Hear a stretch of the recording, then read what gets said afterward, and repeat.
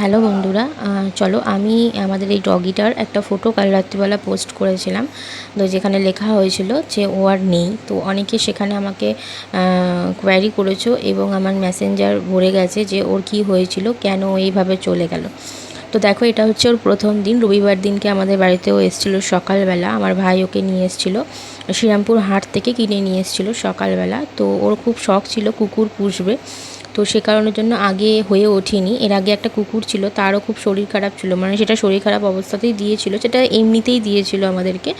তো ওর গা থেকে প্রচণ্ড পরিমাণে গ্যাস বেরোচ্ছিলো। তখন আমার দিদা আমাদের বাড়িতে থাকতো, তো বয়স্ক মানুষ, সে কারণের জন্য ওদের কাছে আমরা হ্যান্ড ওভার করে দিয়েছিলাম। ওর পেছনেও আমরা অনেকগুলো টাকা খরচা করেছিলাম। তারপরেও যখন দেখলাম যে গ্যাস গন্ধ যাচ্ছিল না, যে কারণের জন্য আবার যাদের কুকুর তাদের কাছে হ্যান্ড ওভার করে দিয়েছিলাম। তো এটা আমরা শ্রীরামপুর হাট থেকে কিনে নিয়ে এসেছিলো আমার ভাই আর একটা বন্ধু গিয়ে।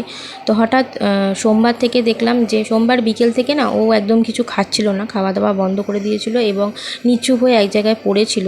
আর হচ্ছে মাঝে মাঝে না একটা বমি হচ্ছে না, অথচ গলা হাঁকড়ানি দিচ্ছে, এরকম একটা ভাব ছিল আর কি। তো আমরা ভেবেছিলাম হয়তো এসে থেকে না প্রচণ্ড উল্টোপাল্টা জিনিস খেয়ে ফেলছিল। আর ওর বয়সটা প্রচণ্ড অল্প। ও যেদিনকে আমাদের বাড়িতে এসেছিলো ওদিনকে ওর বয়স ছিল 46 দিন। তো প্লাস্টিক গার্ডার এইসব জাতীয় খেয়ে ফেলছিল। আমরা ভেবেছিলাম হয়তো ওইসব খাবার কারণেই কিছু হয়তো হয়েছে, যেহেতু আমাদের এইসব সম্বন্ধে কোনো আইডিয়া ছিল না। তো যাই হোক না কেন, এটাই আমরা ভেবেছিলাম। তো সেদিনটা ওয়েট করেছিলাম, কিন্তু ডক্টরকে আনা হয়নি। তো তারপরের দিনকে আমাদের বাড়িতে দেখো ডক্টর এসছে, মানে ডক্টর আনা হয়েছিল বুধবার দিনকে। হ্যাঁ, বুধবার দিনকেই সম্ভবত আনা হয়েছিল। কালকে কী বার ছিল, কালকে হচ্ছে শুক্রবার, বৃহস্পতি, হ্যাঁ বুধবার দিনকেই ডক্টর আনা হয়েছিল। সকালবেলা থেকে এত শরীর খারাপ ওর, মানে ওটা আমরা নিতে পারছিলাম না, দেখতে পাচ্ছিলাম না, কেমন যেন একটা করছিল। যে কারণের জন্য বুধবার দিনকে সকালবেলা মানে দুপুরবেলার দিকে ডক্টর আনা হলো। ডক্টর তো দেখেই বললো যে আমার মনে হয় না আমি কিছু করতে পারবো বলে, কারণ ওকে যেখান থেকে আনা হয়েছিল তারা কোনো কিছুই করেনি, কোনো কৃমির ওষুধ, কোনো ভিটামিন, কোনো ভ্যাকসিন কিচ্ছু দেওয়া হয়নি ওর, যে কারণের জন্য কী থেকে কী পয়জন হয়ে গেছে বোঝা যাচ্ছে না। তবে এই অনেক কারণ আছে, কৃমি থেকে হতে পারে, পয়জন কিছু খেয়ে ফেলেছে সেটা থেকে হতে পারে, এবং ওর জ্বর ছিল, সর্দি হয়ে গেছিলো। তো ডক্টর বললো দেখা যাক কতটা কী করতে পারি, চেষ্টা করব ওকে বাঁচিয়ে তোলার। যার কারণের জন্য আমাদের মেডিসিনের অপেক্ষা না করিয়ে ডাক্তারবাবু বলেছিল ওকে স্যালাইন দেওয়ার ব্যবস্থা করতে হবে। স্যালাইনের মাধ্যমে সমস্ত রকম মেডিসিন দেওয়া হবে, ওটাতেও দ্রুত সুস্থ হয়ে উঠবে। আমরা বলেছিলাম যে হ্যাঁ ঠিক আছে চলুন, ও যাতে দ্রুত সুস্থ হয়ে ওঠে সেটার ব্যবস্থা করতে হবে আমাদেরকেও, তো আপনি সেই ব্যবস্থাই করে দিন। তো যাই হোক, বিকেল থেকে আমাদের স্যালাইন দিতে বলা হয়েছিল এবং স্যালাইনের মাধ্যমে প্রত্যেকটা ইঞ্জেকশন ওকে পুশ করা হচ্ছে। দেখতেই পাচ্ছ, এই যে ছোট্ট একটা ভিডিও তুলেছিলাম আমি তোমাদের সাথে শেয়ার করবো বলে, কিন্তু ভাবতে পারিনি যে এইভাবে ভিডিওটা আমাকে শেয়ার করতে হবে। মানে কি বলবো, এতটাই মায়ার জিনিস, মানে কিছু বলার নেই।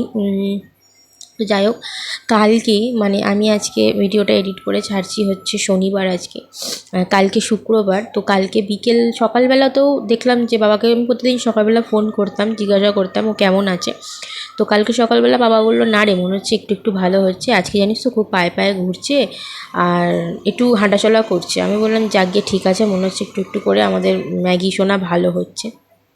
তো হঠাৎ করে বাবা বিকেলবেলা সন্ধেবেলা আমাকে এসে বলছে একটু দেখবি চ না, মা ডাকছে, কুকুরটা মনে হচ্ছে মারা যাবে, এক্সপায়ার করে যাবে এক্ষুনি। এবং কেন, কী হলো হঠাৎ করে বলে জানি না, পটি করে পড়েছিল, আমি পটিটা মুছিয়ে দিয়েছি একটু জল দিয়ে। তারপরে দেখছি কি পটির মধ্যে বড় বড় দুটো তিনটে চারটে কেঁচো, বিশাল বড় বড় 3-4 ইঞ্চির কেঁচো।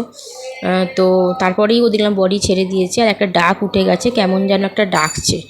তো আমি তারপর তাড়াহুড়ো করে ছেলেকে খাইয়ে দাইয়ে যখন গেলাম, দেখলাম আমার দিকে তাকালো, একবার দেখলো আর একটা ডাক তুললো, হাঁ করলো, মনে হয় জল চাইছিলো, কিন্তু জল খাবার কোনো কিছুই দেওয়া ওর জন্য বারণ ছিল, আমাদের ডক্টর কিছু দিতে বারণ করেছিল, যে কারণের জন্য ওকে জলটাও আমি দিতে পারিনি। তো যাই হোক, আমি তখনই দেখলাম ও এক্সপায়ার করে গেল। আমি সঙ্গে সঙ্গে গিয়ে বাবাকে বললাম মনে হচ্ছে বাবা ও মনে হচ্ছে আর নেই। তখন গেলাম, মানে কি বলবো, সত্যি কথা বলছি, যারা এরকম পোষ্য বাড়িতে পোষ্য তারাই জানবে যে এই সিচুয়েশানটা কী ছিল। কালকে আমাদের অবস্থা সত্যিই খুব খারাপ ছিল। কি করব আমরা তো বুঝতে পারিনি, জানি না কেন এরকম হলো। ওকে আমরা এক সপ্তাহ আমাদের বাড়িতে রাখতে পারলাম না। রবিবার এসেছিলো, শুক্রবার দিন ওই 7:30 নাগাদ মারা গেছে। এটুকুনি বলবো, যেখানে থাকিস ভালো থাকিস। আর কিছু মানে বলতেও পারছি না। কাল থেকে ভীষণ মন খারাপ, যে ভেবেছিলাম যে হয়তো ভালো হয়ে উঠবে। চলো লাস্টের ভিডিওটা যেটা দেখবে, এটা কিন্তু ও মারা গেছে অলরেডি, সেটা একটু ক্যাপচার করে রেখেছি। যাই হোক না কেন, আর আমি ভিডিও কিছু বলতে পারছি না। আমার মানে বুঝতে পারছো আমার গলার অবস্থা দেখে তোমরা, আমি আর সত্যিই কিছু বলতে পারছি না। চলো ভিডিওটা আমি এখানেই শেষ করলাম।